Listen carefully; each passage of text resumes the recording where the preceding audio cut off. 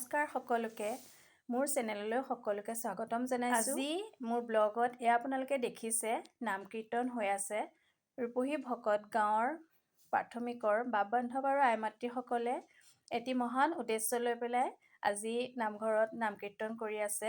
আমি চাওঁ আহকচোন কি উদ্দেশ্য লৈনো প্ৰাথমিকৰ বাপ বান্ধৱ আই মাতৃসকলে নাম কীৰ্তন কৰি আছে।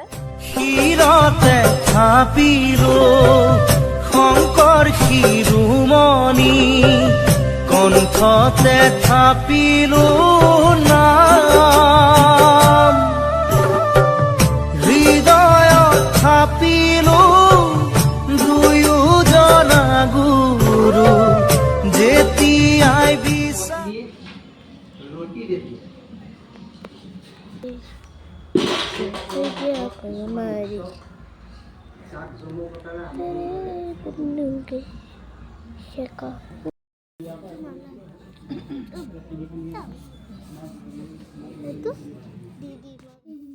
আমাৰ ভকত গাঁৱৰ নামঘৰৰ মণিকূট ভাগ নতুনকৈ বনাই থকা হৈছে আৰু সেইকাৰণে মণিকূটৰ পৰা সিংহাসন ভাগ আনি নামঘৰৰ ভিতৰতে স্থাপনা কৰা থোৱা হৈছিলে।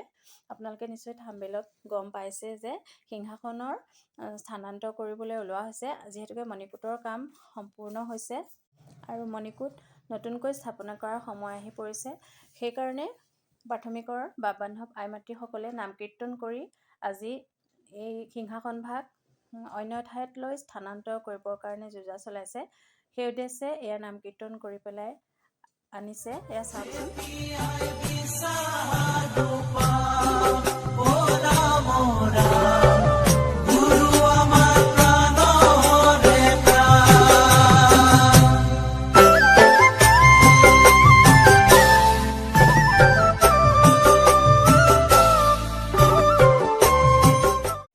সিংহাসন ভাগ লৈ আহিছে আমাৰ গাঁৱৰে খুৰা এজনে শিৰতে উঠাই থাপনা ভাগ আনিছে আৰু থাপনাৰ লগত যি পুথি পাজি চাকি বন্তি সকলোখিনি এয়া লৈ আহিছে। আমাৰ ঘৰৰে গোসাঁই ঘৰত থবৰ কাৰণে সকলো আহিছে। খুৰীয়ে ধূপ দি পেলাই সকলোকে আদৰি নিছে।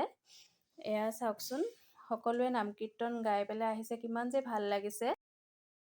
আৰু এই অনুষ্ঠান ভাগ ফাকুৱা উৎসৱৰ দিনাখনেই হৈছিলে, যিহেতুকে সেইদিনাখন সকলোৰে স্কুল কলেজবোৰ বন্ধ আছিলে।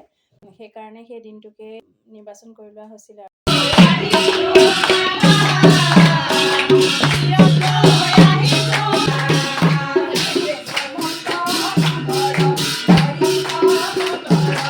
ধন্যবাদ। আজিলৈ ভিডিঅ'টো ইমানতে সামৰিলোঁ। আপোনালোকে ভাল পালে লাইক কৰিব, কমেণ্ট কৰিব আৰু মোৰ চেনেলটো ছাবস্ক্ৰাইব কৰি দিব। নমস্কাৰ।